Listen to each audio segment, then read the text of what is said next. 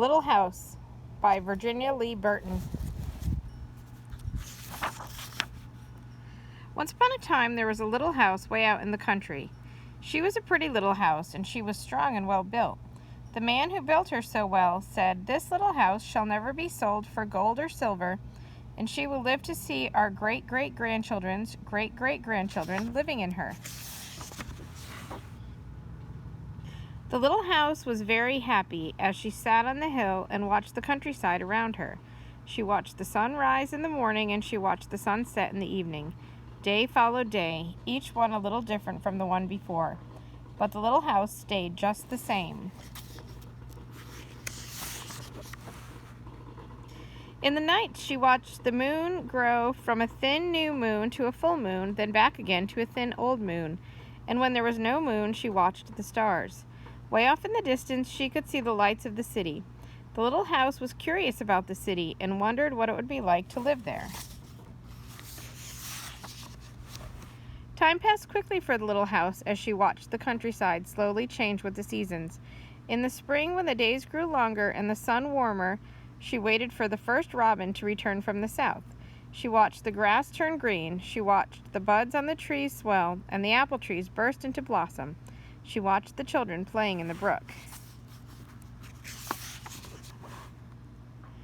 In the long summer days, as she sat in the sun and watched the trees cover themselves with leaves and the white daisies cover the hill, she watched the gardens grow, and she watched the apples turn red and ripen. She watched the children swimming in the pool. In the fall, when the days grew shorter and the nights colder, she watched the first frost turn the leaves from bright yellow and orange and red to orange and red.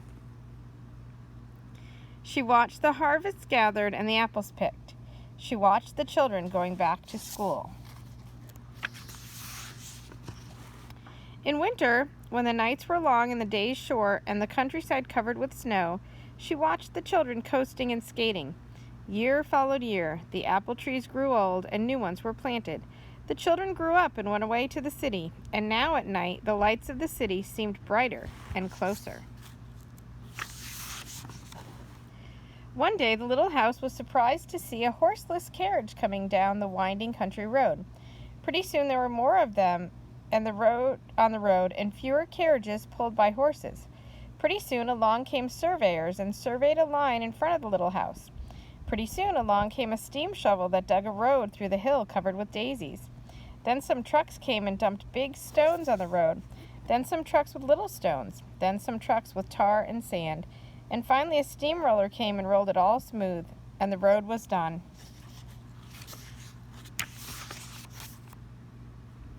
Now the little house watched the trucks and automobiles going back and forth to the city. Gasoline stations, roadside stands, and small houses followed the new road. Everyone and everything moved much faster now than before.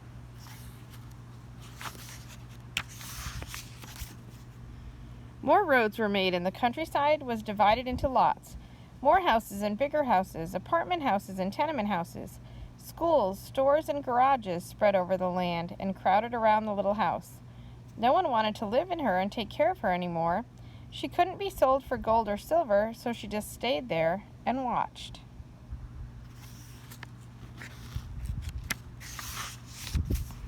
Now it was not so quiet and peaceful at night. Now the lights of the city were bright and very close, and the street lights shone all night.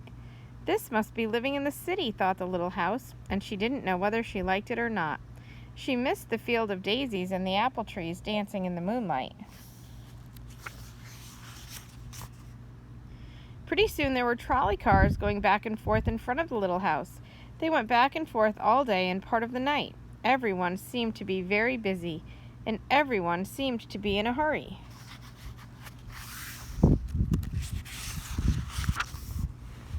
Pretty soon there was an elevated train going back and forth above the little house. The air was filled with dust and smoke, and the noise was so loud that it shook the little house. Now she couldn't tell when spring came, or summer, or fall, or winter. It all seemed about the same.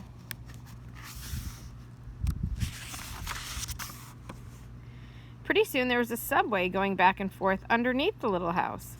She couldn't see it, but she could feel and hear it. People were moving faster and faster. No one noticed the little house anymore. They hurried by without a glance.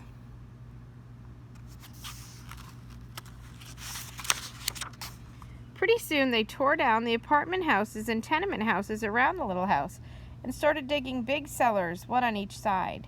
The steam shovels dug down 3 stories on one side and 4 stories on the other side. Pretty soon they started building up. They built up 25 stories on one side and 35 stories on the other.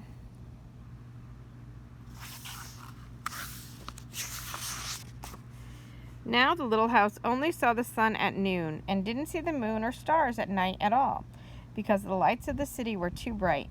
She didn't like living in the city. At night she used to dream of the country and the field of daisies and the apple trees dancing in the moonlight. The little house was very sad and lonely. Her windows were broken and her shutters hung crookedly. She looked shabby, though she was just as good a house as ever underneath. Then one fine morning in spring, along came the great-great-granddaughter of the man who built the little house so well. She saw the shabby little house, but she didn't hurry by. There was something about the little house that made her stop and look again. She said to her husband, "That little house looks just like the little house my grandmother lived in when she was a little girl. Only that little house was way out in the country, on a hill covered with daisies and apple trees growing around." They found out it was the very same house, so they went to the movers to see if the little house could be moved. The movers looked the little house all over and said, "Sure, this house is as good as ever. She's built so well we could move her anywhere." So they jacked up the little house and put her on wheels. Traffic was held up for hours as they slowly moved her out of the city.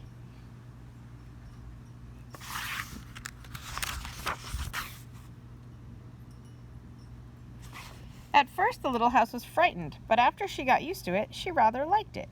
They rolled along the big road and they rolled along the little roads until they were way out in the country. When the little house saw the green grass and heard the birds singing, she didn't feel sad anymore. They went along and along, but they couldn't seem to find just the right place. They tried the little house here and they tried her there. Finally they saw a little hill in the middle of a field and apple trees growing around. "There," said the great-great-granddaughter, "that's just the place." "Yes, it is," said the little house to herself. A cellar was dug on top of the hill, and slowly they moved the house from the road to the hill. The windows and shutters were fixed, and once again they painted her a lovely shade of pink. As the little house settled down on her foundation, she smiled happily. Once again she could watch the sun and moon and stars. Once again she could watch spring and summer and fall and winter come and go. Once again she was lived in and taken care of. Never again would she be curious about the city. Never again would she want to live there. The stars twinkled above her. A new moon was coming up.